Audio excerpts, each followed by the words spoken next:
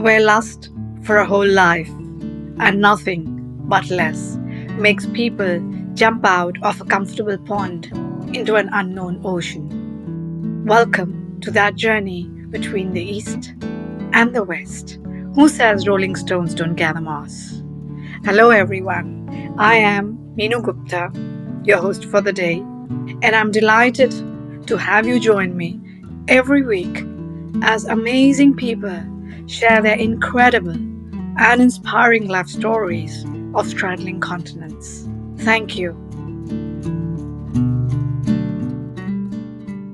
Born to peace activist, my guest today came of age during the US war in Vietnam.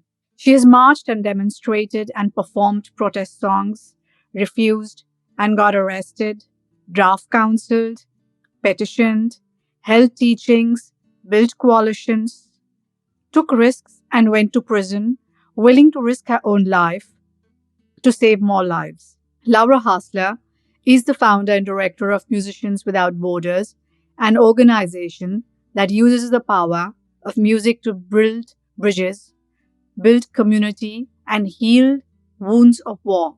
Born in New York and a long-time resident of Netherlands, Laura combined a background in civil rights and peace activism with her diverse musical network to found Musicians Without Borders in 1999. With long-term projects in the Balkans, the Middle East, Eastern Africa, Central America, and Europe, Musicians Without Borders is now a global leader in an increasingly recognized field. Laura has received international recognition for her work, including numerous awards from the Dutch, US, and international cultural, humanitarian, and academic institutions. And there's a lot of that. So thank you for joining me today, Laura. It's an honor to be with you. Thank you for inviting me. And what was growing up in US in the times of nuclear threat like? Do take us to the journey of your early years in the US.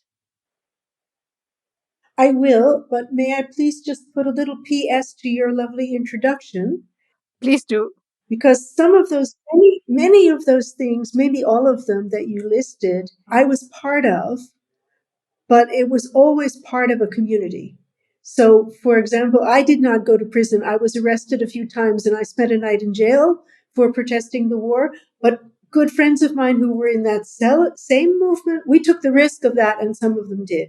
And almost everything that you described, including starting Musicians Without Borders, grew out of a community that I was one of the movers in. So I would put it that way. And I think that's a nice kind of sort of principle of what I've learned about how to be a change maker. To your question about what it was like growing up during that period, so I was a child during the 1950s. This was really, I think, the height of the Cold War between the US led Western alliance, you could say, and the Soviet Union as the two sort of major poles of power.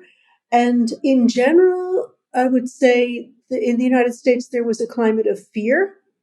And I would say that was a climate that was produced by a deliberate narrative that put that fear on people. You could say, even, you can look at today's world, even, and once again, the US government and media have revived the fear of Russia, which gets used to stoke a willingness to go to war, which I think that connection between fear and war or fear and aggression is a very strong one. So, but I grew up myself as a child of two peace activists, two peacemakers. My parents were professionally involved in the international peace movement all of their lives, all of their working lives.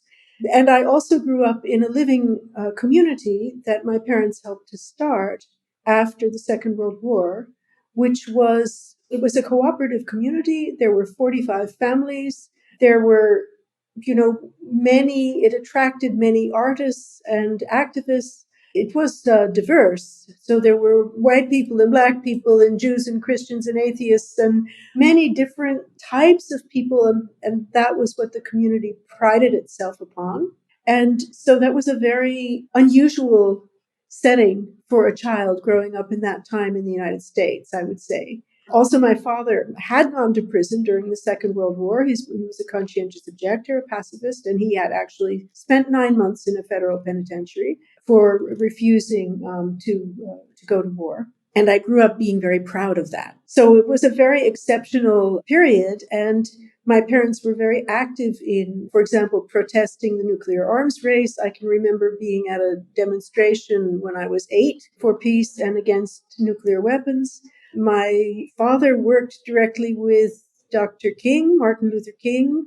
His organization supported King's movement with nonviolence training and with publicity. My father himself created a comic book about Martin Luther King to sort of spread the word, to people of all different backgrounds. Produced 250,000 of them and distributed them through the South. So I grew up with all of these kind of stories of people fighting for social justice and peace, and also the connection between justice and peace, and from that justice and peace to activism. So it was overall a kind of climate of fear.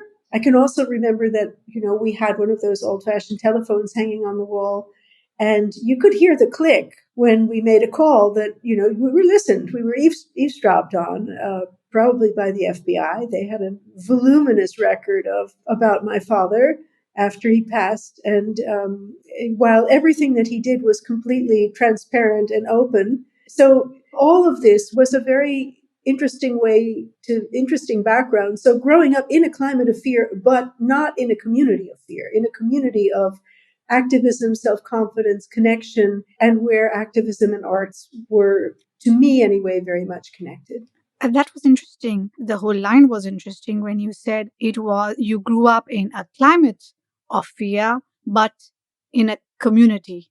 And I'm assuming that was a community which was of empathy. Of empathy, of connection, there were a number of activists. There was a civil rights lawyer who lived down the street from us, the man who founded the American Committee on Africa. He was a colleague of my father's in earlier years, and his wife was my piano teacher. There were people who together, black and white men who together then integrated the local barbershop, who went together and insisted that they both be served. We had a neighbor who, every time there was an air raid drill, every year there was some kind of public air raid drill when the sirens would go off, and everybody was required to go inside, and she would go outside and stand outside with a sign. And we always, her children came and stayed at our house that night. That was part of what happened because we supported that. So people sort of supported each other. And, at school, we went to public schools, but there were required air raid drills, which the children from our community mostly refused to participate in. And we'd walk very proudly to the principal's office and sit there. So we were a real minority, but we felt like we were on the right side of history, even as kids. And that was a very remarkable kind of a way to grow up, to be proud of this tradition of civic action and resistance to militarism and to racism. And that was really the spirit with which our whole community was imbued. But also, since my parents worked for this international peace organization, it was coming from both sides. That's very interesting and a very interesting way to put it, because you said you were part of a minority and it felt that it was on the right side, though. So, question, because during those times, the racism, there, of course, there was a threat of nuclear war, but from what I understand, from what one reads and hears, the fact of racism was very high that time, right? So that was more in your face than it is today, or at least this is what one thinks sitting outside, since we are sitting outside. What is your impression or your experience? Yeah, it was. And I think that, between my childhood and my youth, people started to become more aware. So I grew up in the North, outside of New York City is where I grew up. And people became aware of the many different iterations of racism in the United States. So there was the very, very overt, open, in your face racism in the South, where Black people were not allowed to ride at the front of the bus and not allowed to drink from the same water fountains or use the same public toilets as white people, segregation in schools, overt violence and killings that was going on in the South at that point. And there was a lot of activism also from people in our community, also from my parents' organization in opposing that, in being allies to Black people in that struggle. And I think gradually, and maybe by the time that I got into university years, we started understanding that racism in the north of the United States was also there, was also strong, but it was less overt. It manifested itself in separated or divided areas, divided residential areas, which also meant that our community, which was diverse, was really shunned by some of the outlying. People were unable to get mortgages from banks, loans from banks, because it was an interracial community, for example. That's a kind of sort of unseen manifestation of racism. You don't see that right out on the streets. Or, as I said, my dad and Charles Lawrence, an amazing African American sociology professor who lived down the road from us, together they went to a barbershop together in the town nearby us, and basically insisted that they both get their hair cut, where it had been a kind of whites only barbershop. Only there was no sign outside that said that. It was just that everybody knew it. So that's the kind of sort of shift in understanding that happened over the course of those years. But yes, it was a real period. I can remember the news of the three student activists, Goodwin, Scherner, and Cheney, who were murdered in Mississippi because they were helping to register Black people to vote, and they were just accosted and murdered and their bodies hidden. I can remember that as a child. That makes a lot of impact on you. And then, living in a household, in a community that espoused other values, really contradictory values, and was also actively engaged in resisting those systems of racism and oppression. That was, of course, formative for me. And you live in Netherlands now, so how did you land up in Netherlands from the US? And when was that? Okay, well, it was a long time ago, and I'll make the story as short as I can. I got involved as a student, and then in the first years after I graduated from university, very much in efforts to oppose the war in Vietnam. And also connected to my parents, they were very much connected to the Vietnamese Buddhist movement for peace, which was represented in the West by the Buddhist monk and Zen master Thich Nhat Hanh. And Thich Nhat Hanh was living in exile in Paris. Have you heard of him? Have you heard his name? Yes, I've read many of his books and very impressed in, I believe he passed away, I think, a couple of years back. Yes, exactly. 2 years ago. It was my father who brought him out of Vietnam to the United States to speak out against the war in the 1960s. And they became best friends. Thich Nhat Hanh actually even lived in our house for a number of months at a period when he was on a speaking tour and wasn't well for a while. And they worked very closely together for a number of years. When I was in my early 20s, my father and Thich Nhat Hanh asked me to go to Vietnam for them I call it a Buddhist spy mission, to collect signatures from influential people in Vietnam, in South Vietnam, for a ceasefire. Ceasefire, the word that we're hearing today so much and that isn't happening. And I did that.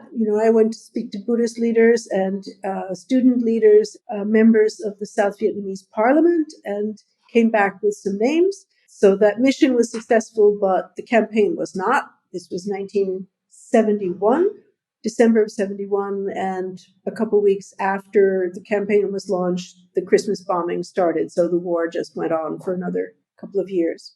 But after that, Thich Nhat Hanh asked me if I would come to Paris and work in his office of the Vietnamese Buddhist peace delegation. And I did that, and I lived there for a year, and I worked with their community for a year. And after that, I went back to the United States. I married and had a couple of sweet little babies, and I set up an office for them in the basically within the organization that my father was at that point still director of, executive secretary of. Basically, at that point, we were mainly raising money for victims and collecting medicines and trying to find sponsorships for Vietnamese orphans so that they could stay in Vietnam with family, that kind of thing. Political prisoners, trying to raise alarm about political prisoners. And so they were in Paris, and my husband and I were both working for this peace organization in New York, but we were still more interested in international work than in working in the US. And at a certain point, there was an opening for running the secretariat for this international peace organization, which had branches around the world. And my husband applied for it and got it. And a friend who was also working together with Thích Nhất Hạnh, but from the Netherlands, said, well, come here and we'll find you an office and a place to live. And that's how it happened. And that was 45 years ago, 46 years ago, 1977. So I've been here for a long time. And how was that shift for you like? Because I remember in the US, you mentioned the community that you lived in. Your life speaks of diversity from the time you were born. So the words intercultural, culture, community, diverse, these are words which are supposed to be the buzzwords now, but they actually not buzzwords for you. You grew up like that. So what was it like then when you landed up in Netherlands? Well, at first it was basically the challenge of figuring out where I was and learning the language. I had little children, so I wasn't working. I mean, I was working hard at home, but I wasn't in a job. And after a few years, I went back to my music, and what I did with my music was to create communities, basically. To looking back, I started a number of singing groups, music groups. I started the first intercultural women's choir in the Netherlands, which when I left, I led it for 20 years. When I retired from that post, we were 28 women from 21 different cultures and sharing music, teaching it to each other, and then putting it on a stage. So basically showing the beauty and the richness of diversity to a Dutch audience, because after a while and after I'd learned the language and gotten to know the country and so forth, I realized, I had a very romantic idea about this country and about Europe in general.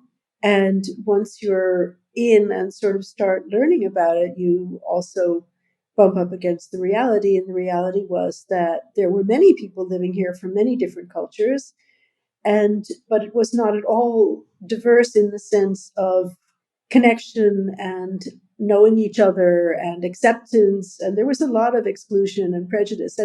And being a musician, I felt like, well, this might be a way to, in a creative way, to both to create a place where women from different cultures could have a community that they could live with, because many people here were isolated. Some came with a man who had a job and the woman didn't, and and others were just here for different reasons, but still most people were not so strongly connected to their own communities anymore. And so this became a real community, this choir.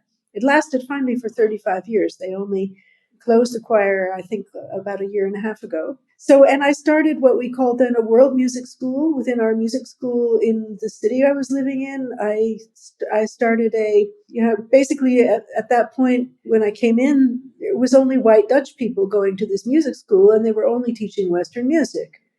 And I persuaded the director, and then I raised the money from the local city to start what we called a world music school, which meant that we had Turkish music and Turkish dancing, and we had Java, a gamelan group, and we had Indian music from Suriname, because Suriname was the Dutch colony at some point, and Baitagana it is called, and also flamenco and African drumming and African dancing. But we succeeded in creating a space where people from other cultures felt like they were welcome. And so we had a really large percentage of people from different cultures joining in this world music school. So, in some sense, I've just been trying to do the things that I love but that also opened doors and worked towards building community. And it was out of all of those contacts and,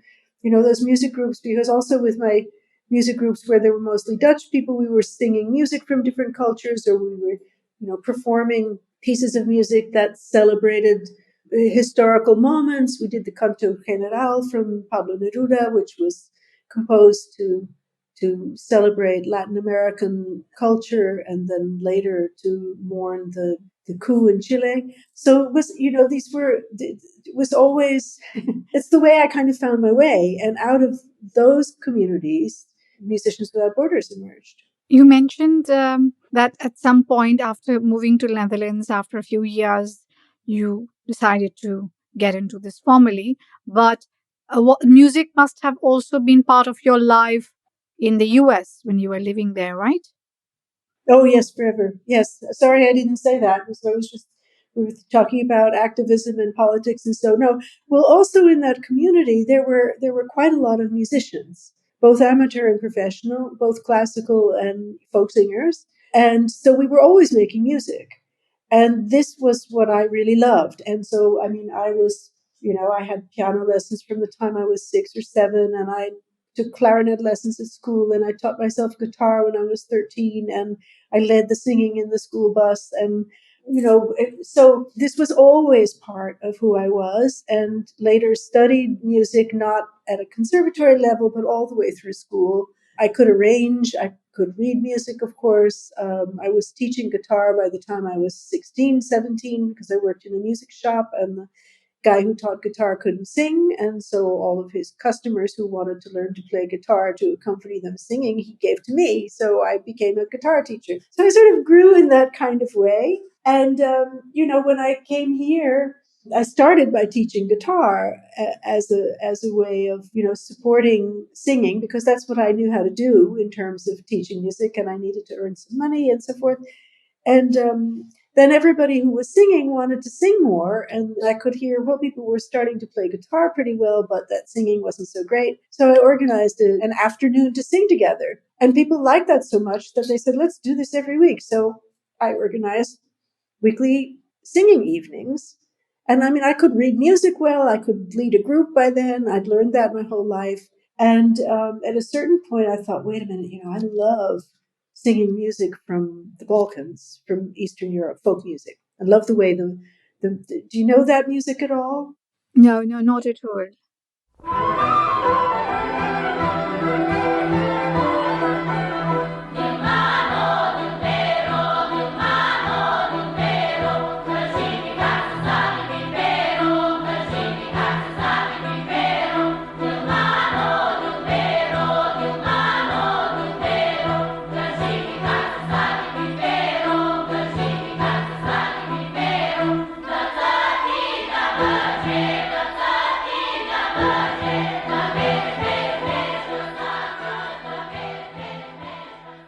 Especially like the folk music of the villages.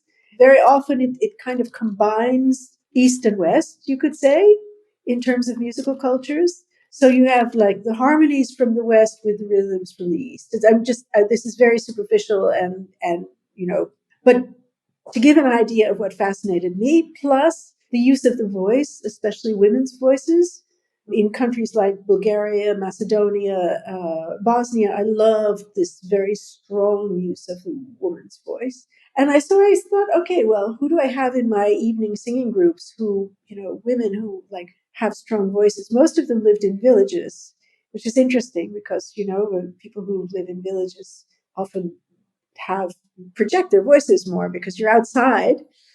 Anyway, so I started a group to sing this music that I loved and learned about it. Then I had another group that really, really liked singing sort of madrigals and early English stuff. And out of that group, we started a choir. And then I thought, okay, but I have to conduct this choir. And I don't know how to conduct. I know how to lead a group and I know how to arrange a song, but I don't know how to stand in front of a choir and wave my arms so that they'll do what I want. And so I audited a conducting course in the local music conservatory, and I learned how to do that. So it's, that's also been a kind of, learning from doing things. Is one of our projects uses an approach to teaching, which is called demand driven learning. So, as an example, if you're teaching, if there's a kid who wants to be an electric guitar player, a guitar player in a rock band, then if you're using this approach as a teacher, you don't say, okay, the first chord you need to learn is a D, and then you need to learn a G chord, and then you need to learn an A chord, and then you need to do it. No, you ask the kid, what song do you want to play? And when the kid says which song, you said, okay, well, let's look and see which chords you need to learn in order to play that song. That's a kind of sort of example of what this approach to teaching means.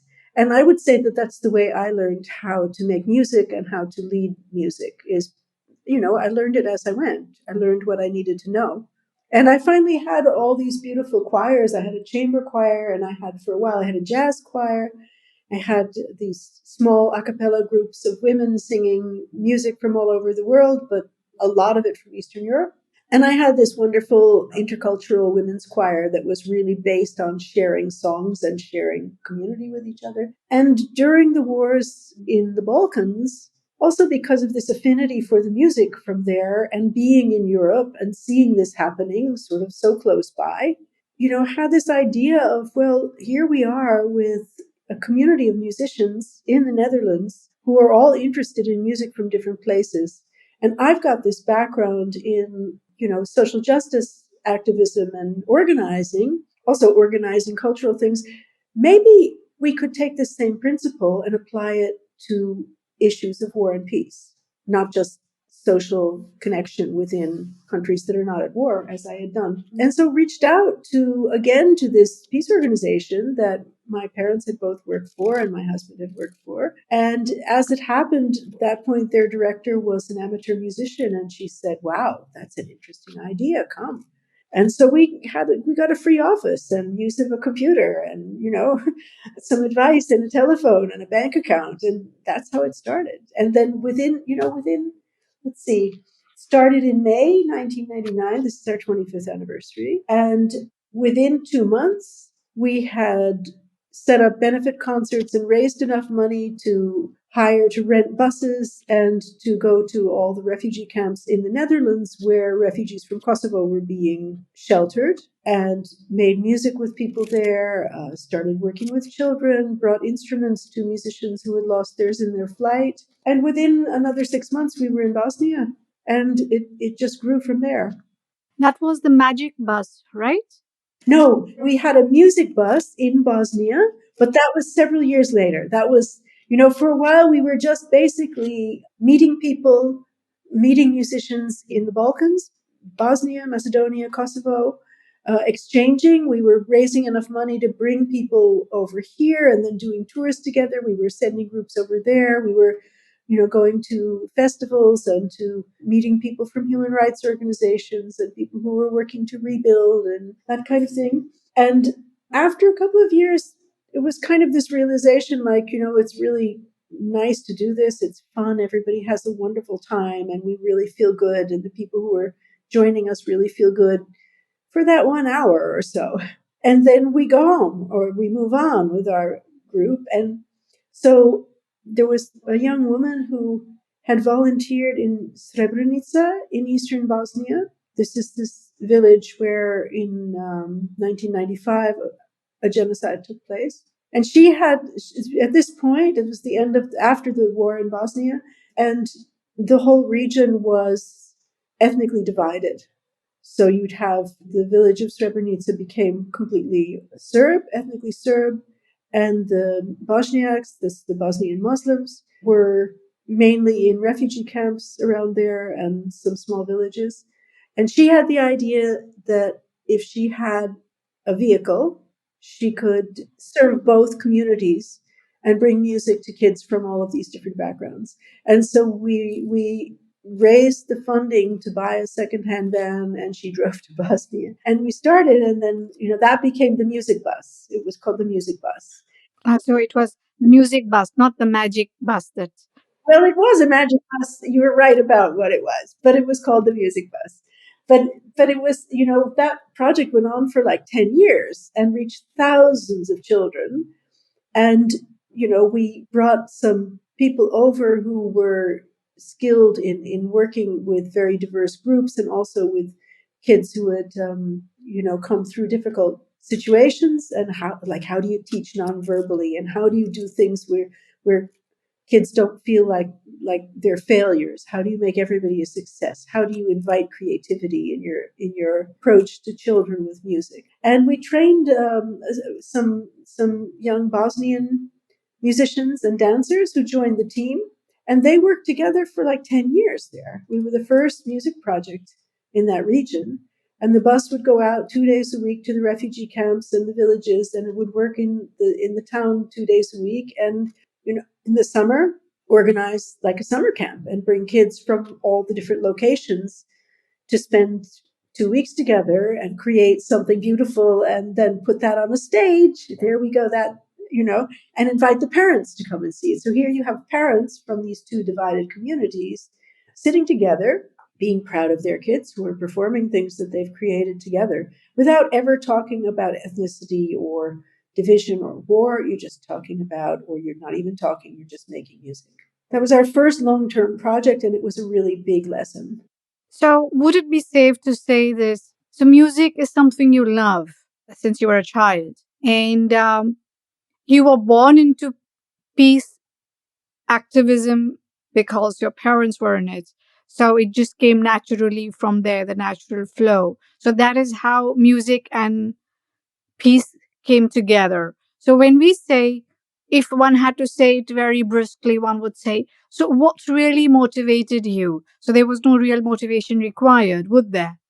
Well, I see it more as a kind of organic growth of the two sort of pillars of my own life. Because most of my life, I was either doing one or I was doing the other. Either I was working for an organization, organizing things and being a kind of peace activist or whatever, or I was being a musician. And then, of course, trying to bring those values in, but still, I mean, all those years of doing those choirs and organizing things like that, I was a musician. That's what I was. That was my profession. And this one spark of sort of the realization of the connection between some of the music I was making and a place that was suffering from the impact of war sort of brought those threads together. And that's the way I see it. And I see it as, it's not an external motivation. It's more like discovering what you were meant to do. I mean, I was over 50 when that happened, when we started this. I had raised my kids and I was running all of these activities, and then we did a concert, and that was related to the ongoing war at that point in Kosovo, and it just was so moving. And afterwards, somebody said, "Laura, this concert was amazing. We should put it on a train and send it to Kosovo." I mean, that was like one of those Zen moments, where something sort of catches in your mind. And I thought, oh, pick up the phone, let's see if we can do something. It was just, sometimes things happen like that if you're lucky. And I just really feel like it wasn't that a decision I made. It was more like following something that was revealed, or that sparked something in me that brought those threads together. And we didn't know. I didn't have a business plan or anything. We didn't even have a bank account. I can remember the first trip that we did. We got a donation, and I went to the bank and got it all out in cash in German marks. It was before the time of the euro, and because the Deutschmark was something that was, you could use it easily in the Balkans. And we took 17 people on a 3-week tour through the Balkans, and everybody had a kind of fanny pack or something with their part of the cash in it. So it was a very kind of what would you call it? Non-business like beginning. It was a real spontaneous, let's do this. Let's try it and see if it works. And then slowly, we weren't even registered as an organization at that point. So, slowly you start to learn how the external framework can help you hang up the internal flame or inspiration, I guess. I think, yeah, as you also said, you didn't really have to make the decision. And I think the right way to then put it is you came into that decision. You didn't have to make that decision. And you also pointed out it was more of organic growth. Was there anybody you've on your journey, the people you've mentioned and the names, they're amazing people. We've all, at least I've heard of them or read a lot about them. Was there any particular person or people who actually also you would say, okay, these were my points of inspiration? Or there was a whole set of people who you thought, these are my inspiration? There were many, I would say, and I've already named Thich Nhat Hanh and Sister Chan Kong, who also worked with him forever and was kind of like my big sister when I spent that year working with them. Yes, my own father was really my mentor in moving into peace work in my youth, I would say, and somebody else who was a really big influence on me because of what he brought together was Bayard Rustin. And Bayard Rustin, he was it's recently there's a film that came out about him that's been winning some awards called Rustin. He was the main strategist of Martin Luther King, and he was a family friend from the time that I was a very little girl. He worked as, I think, youth secretary at the FOR. That was the organization that my father worked for, and my mother also later. And but he was never in the spotlight because he was a gay black man, and in that period, being gay was not permissible in the public eye within any of these change movements. There was, this was just it was a period in which there was also a great deal of prejudice and against anybody who was not, straight and white, basically. Well, you could be black, but you couldn't be gay and black. So Bayard was always sort of at the background, but he was a brilliant strategist. And he worked very closely with Martin Luther King. Bayard was the one who planned the March on Washington in 1963 that I also attended as a 15-year-old. When King gave his "I Have a Dream" speech, it was Bayard who organized that whole march. And like a half a year after, 9 months after, and here's the incident that really inspired me, and I always think back on it. We had in our larger region community, there was an annual what they called Brotherhood Festival, and this was something that was produced by the sort of more progressive elements of the region. And that year they had left the organization to high school students, and I was in the group that did the organizing, and I was the head of the program. And through my dad, we got Bayard as our keynote speaker for the evening. And so he had just organized this amazing march on Washington, which changed history. But through my dad, I was able to get him as this was very special to have a man of this stature as our keynote speaker. And Bayard, besides being an activist and a strategist, he was an amazing musician. He was a countertenor with a beautiful voice, and he also played the lute, and I think he played the harpsichord, and he sang. He was specialized in Negro spirituals and Elizabethan love songs, those two genres especially. And so Bayard was our speaker for the evening. And there was something like, I don't know, 1,000, 1,500 people. It was like a big high school with a big auditorium, and that's where it was, big stage. And Bayard was, as keynote, the last item on the program. And somebody came up to me a few minutes before he was to go up to speak and said, "Laura, there are hecklers in the audience." So there are people who are going to, yell and heckle and stuff during his speech. And so I went to Bayard and I told him this, and he thought for a minute and he said, "Tell the guys, the technical guys in the, what do you call that, the cabin that does the lights and the sound and stuff, that when I come onto stage, turn on the house lights."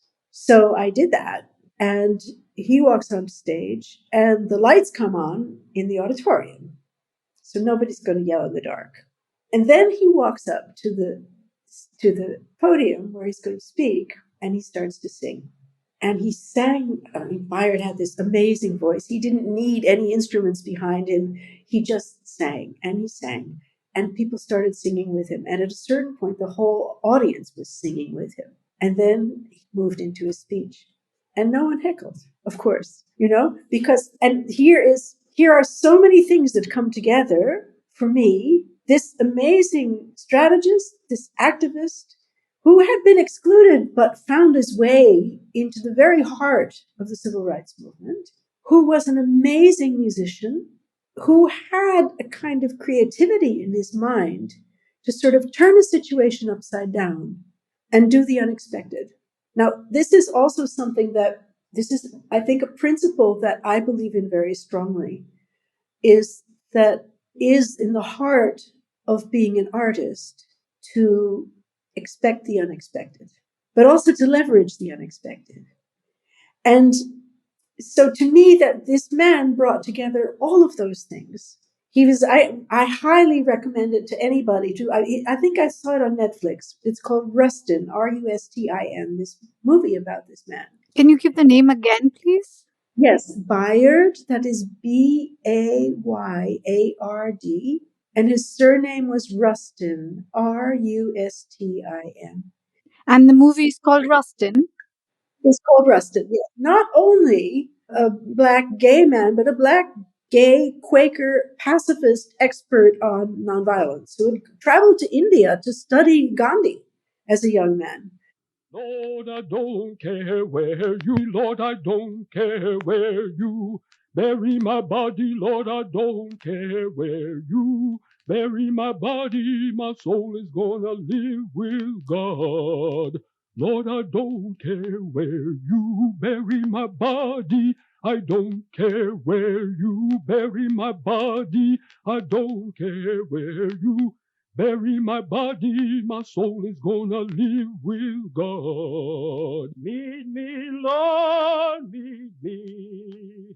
Meet me in the middle of the air. And if You know, this brilliant, brilliant thinker, and so creative and so quick. And if you watch the movie, you also see all of these examples of how he turns a conversation sort of on its head and surprises people with his creativity. And so, I mean, this was a very huge example in my life.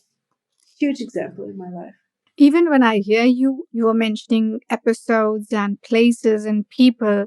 So it's all coming together. It's diversity. So since you live the word, what is your definition of the word diversity? I don't think anybody's asked me that. I guess, the words change.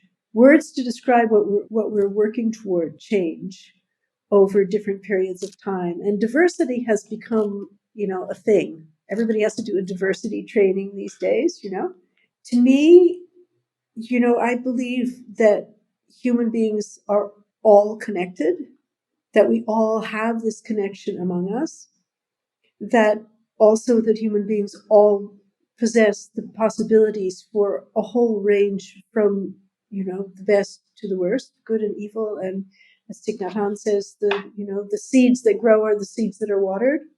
Obviously, I strongly believe in diversity in the sense that no one should ever be excluded for any reason, any part of their identity. I also think that the diversity card gets played sometimes to cover up issues that I think sometimes are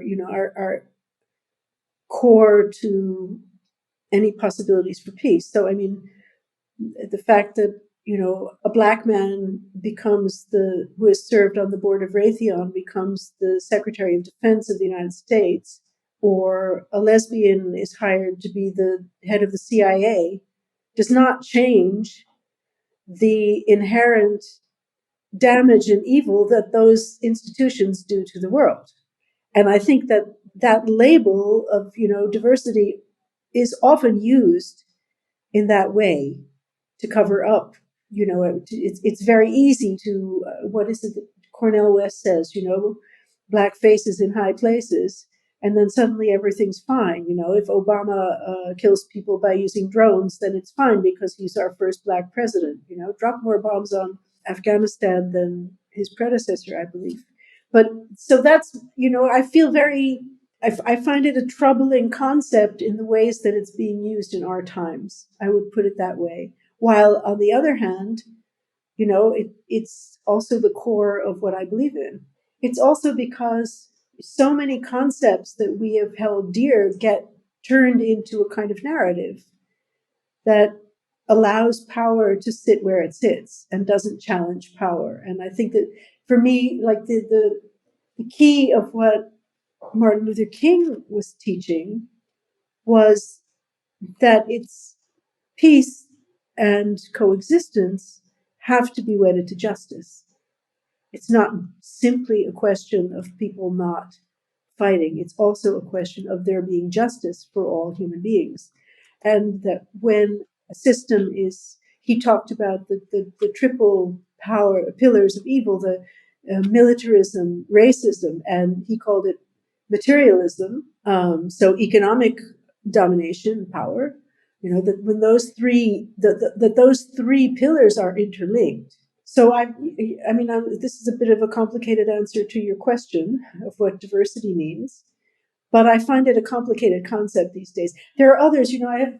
I'm reading this book which is called Humanitarian Imperialism, which explores the ways in which humanitarianism has been used as a narrative to excuse war. You know, I mean, so United States and NATO bomb Libya. It's to save the women from the violence of Gaddafi. You know, it's not because we have economic or global interests in dominating that. No, we're going in to protect people. That this whole narrative of using something as important as humanitarianism to justify violence.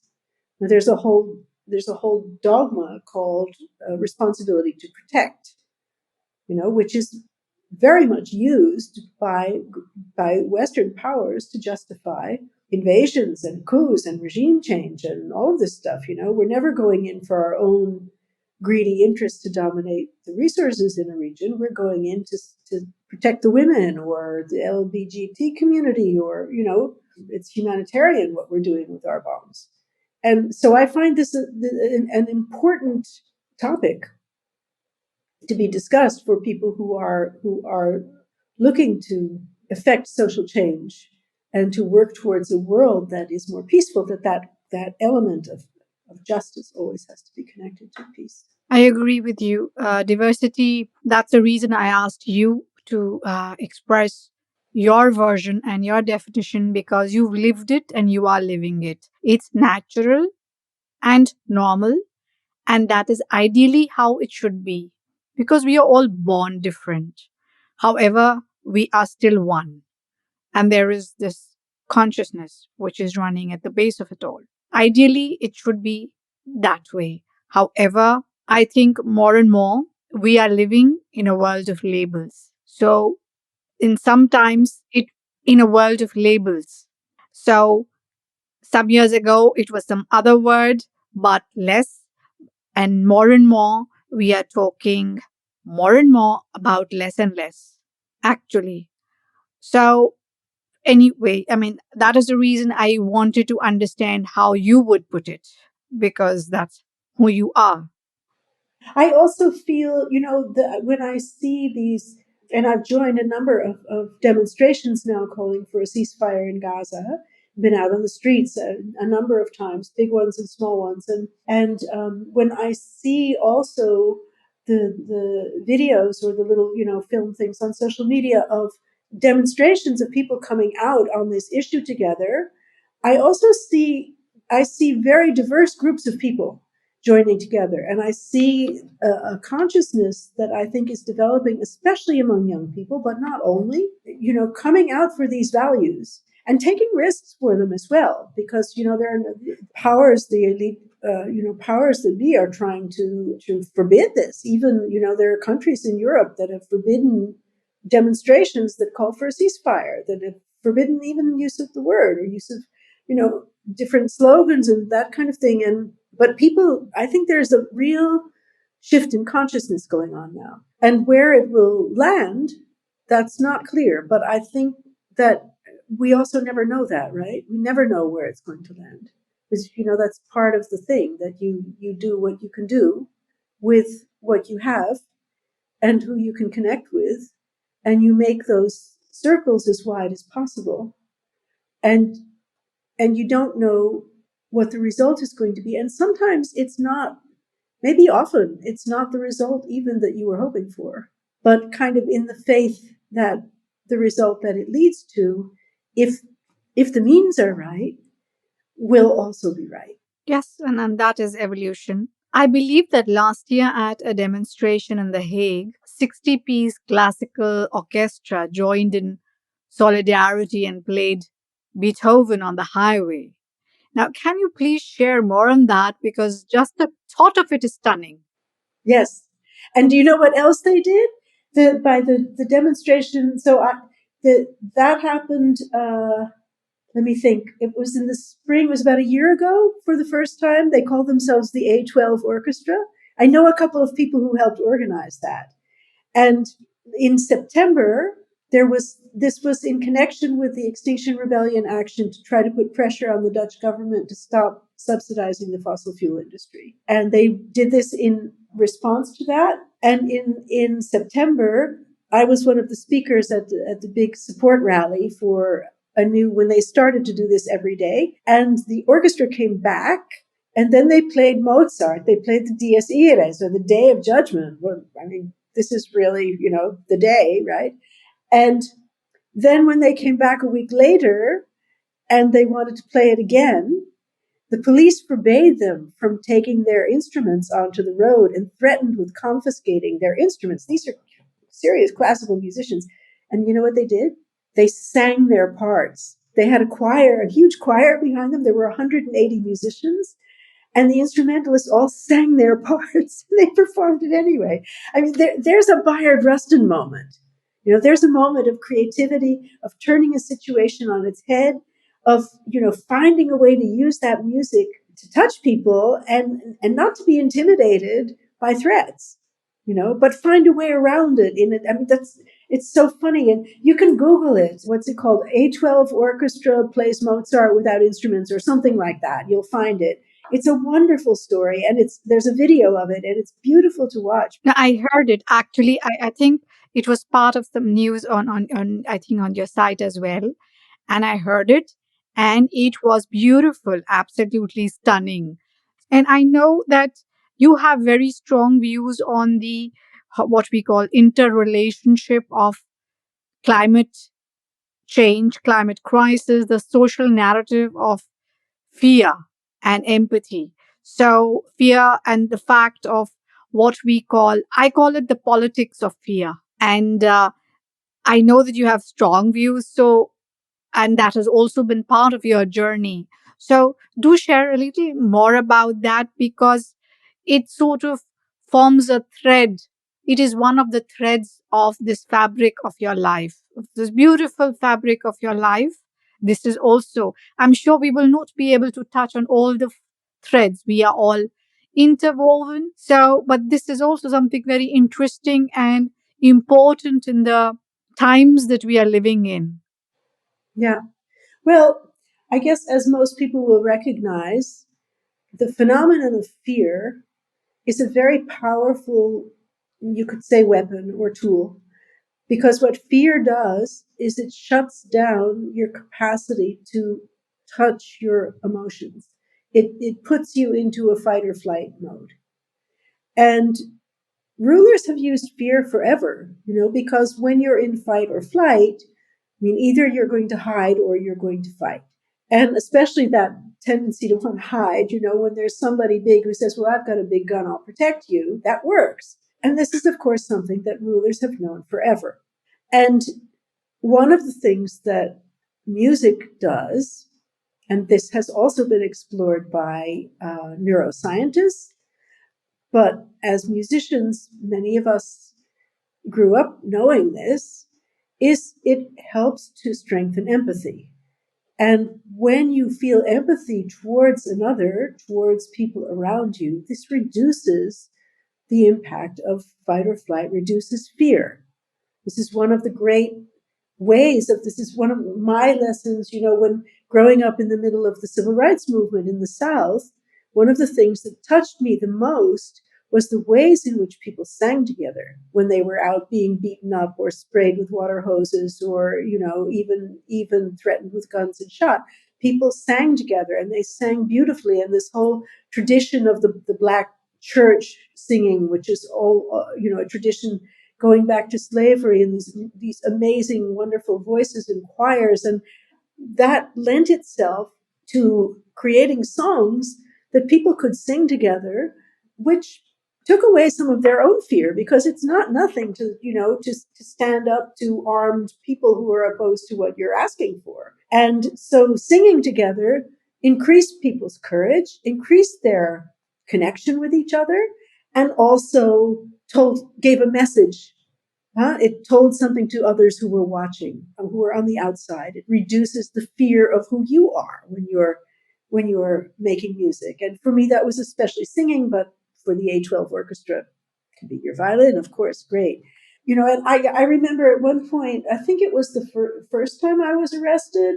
It was on a campaign to protest against chemical warfare, which the United States was using in Vietnam. And finally, we walked onto this army base and we were arrested. And there were a bunch of us, and I had been the one leading the singing on this campaign. So we had a lot of songs that we could sing together quite well, and, with harmonies and things like that. And we were brought to this center where we were being guarded by, guys who were looking very sort of suspicious and angry, and, they didn't like us, obviously. And we started singing. And at a certain point, we were singing all of these songs, and we were so unafraid because we were singing together. That helped. But it also, gave them something. And at a certain point, the soldiers stopped grimacing and they started smiling. And some of them even started singing along with us. And this was the lesson, several times we've gotten into countries or across borders when there were hostile border guards by getting out of a bus and singing a beautiful Croatian folk song. And this, suddenly you've got these guards who are not going to let you in, and you have to pay a lot of money and blah, blah, blah, blah. And you sing this beautiful song, and you see these faces softening, and a tear rolls down a cheek. And it's not done to manipulate on our part. It's done to say, here we are. We admire your culture. We're not threatening people. We're musicians, and here's a piece of beauty to share. And then you get this, welcome to Croatia, come on in. I've seen it so often, and I've experienced it so often. And so when you sort of leverage that knowledge to like an organizational vision, what you then come out with, what I come out with, is that music can be a way to increase empathy, to connect people, to help to heal also, because music can often be a way that people can express themselves when they can't express what's happened to them in words. And at the same time, I also know that music can also be used to unite one group against another group, to increase empathy within a group so that they don't like the other group. And that has also happened in a number of the places where we work. In the Balkans, where a whole music genre was created to divide people. In Rwanda, where singers were paid to write hateful songs and put on the radio, which increased the, genocidal movements. And so that's why we also always refer back to the principles of active nonviolence, which include do no harm. So that serves as a kind of a conscience. It's not just we're all going to sing together and everything's going to be fine. No, think about how you do it. Think about what you're trying to achieve. Think about these values of connecting people, and use your music in that way. And then you're not even using it, you're just being it. And when you can be it in that way, it has to be real. It has to be real. And then people understand it. Check that we're not teaching children to write songs so that they can write hate songs against another group, So those elements are all part of Musicians Without Borders. Thank you for sharing that experience with the guards. It was actually very interesting with the soldiers, because I believe that music is unifying force because of its ability to resonate in different parts and layers of, I would not say parts, layers of consciousness beyond cultures, physical borders, and politics. So that experience that you just related actually sort of shows or enhances what I was thinking of.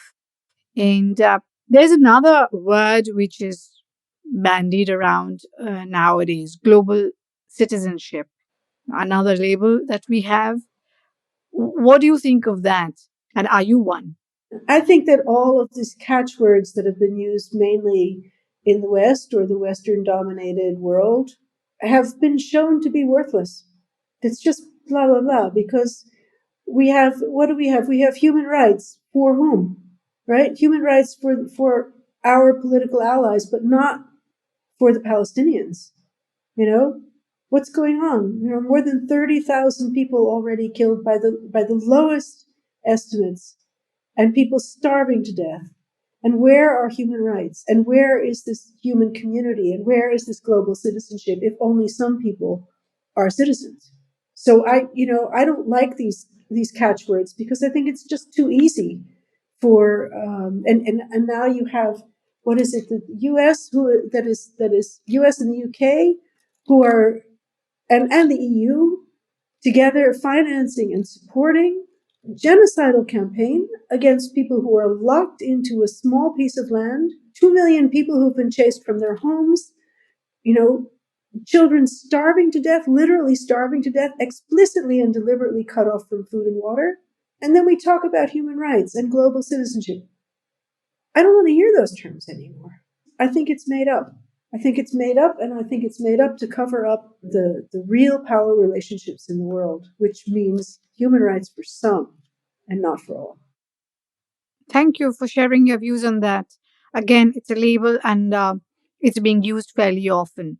Now, your life itself is an inspiration. And the way I'm looking at it from the outside, there's such beautiful threads in that very rich fabric. So there are many more that I would love to pull out, and I'm going to do that as well again. Meanwhile, what is the inspiration that, or the words of inspiration that you would like to leave the audience with? Oh, that's a beautiful question. I wish I had had time. I don't know. I think that we need to look in our hearts and in our lives and in our souls and do what is right and do what is best for life and for connection, and stop buying the stories or the narrative that says that it's all about me. It's not, or the only way to find, I love this African concept of Ubuntu. I exist because you exist. And so many of us are living in such an individualized world, in this kind of narrative that says, me first, it's all for me, and I've got to fight you for it. And we come back really to the beginning of our conversation about whether humans are inherently competitive and aggressive, or whether we're actually, hardwired for empathy. And I think the latter is true, but we have to reclaim that in our societies. And I think it takes everybody. It's not okay to leave it to, a few activists who are out there. And I think this is what encourages me also, that more and more people are getting out on the streets and speaking out and using social media and writing and, becoming active. Because if we don't take our role and our responsibility as citizens of this planet, those choices will be made by people who have very different agendas, and we won't have anything to say about it anymore. So it was supposed to be the last point, but because of what you mentioned, as always, you mentioned something and there's a lead to that, very important, because between the East and the West, one of the factors or one of the points which many believe, West equals to individualism, East is more community oriented. Traditionally, I would agree with that. But as with many other things, with global mobility and dissolving borders, I see a high level of individualism also rising along with consumerism also in the East. Now, because you mentioned the word individualism just now, what do you think? About East versus West in terms of individualism or collectivism? Yes, because this has traditionally been true. You have how you've been across in different parts of the world with the music. You've opened up borders, mental and working on the physical and doing that as well. So what has your experience been there? Well, yes, I think that I would agree with your description, with at least in general that sort of contradiction or different ways of organizing society, which traditionally in the East, and I would say maybe you could say also the global South, has been more of a kind of collective values. And whereas European dominated societies, at least, for the last 500-600 years, have been much more individually oriented. I agree with you that that has shifted, and that has to do with the fact that of the economic realities and also the domination for the last 70, 80 years of mainly of European run or organized or oriented societies, domination of the world economy. What I find interesting is the shift in relationships among countries, and that many countries from what's called the global South are now starting to speak up and to say, we're not going to accept that anymore. I'm so inspired by, I can't remember her name right now, but she's one of the spokespeople of the South African government, speaking about their standing in taking Israel and then others to the ICJ, the International Court of Justice, that of not being intimidated anymore and not accepting that there's only one way to run the world and there's only one boss of the world. And I find it interesting also that Eastern countries, several of them, are starting to align with others in the global South. And I point to the emergence of the BRICS coalition, which is now BRICS Plus, I believe. And I think what the movement is a movement towards a more multipolar world, which I think is a good thing. I also think that it's a very scary thing because, the largest empire in the world will fight to remain that. So I think I think we've moved beyond the sort of East versus West in terms of societal organization. And I think that we're in a very different place now. And I think it's a very uncertain place. And I think it's a place that, on the one hand, opens up to the kinds of collective values that traditionally were found more in the global South and the East of the world, and gives it a platform. And that there's more space also for people who are who come from Europe and the European dominated part of the world, or European, how do you call that? The West, the so-called West.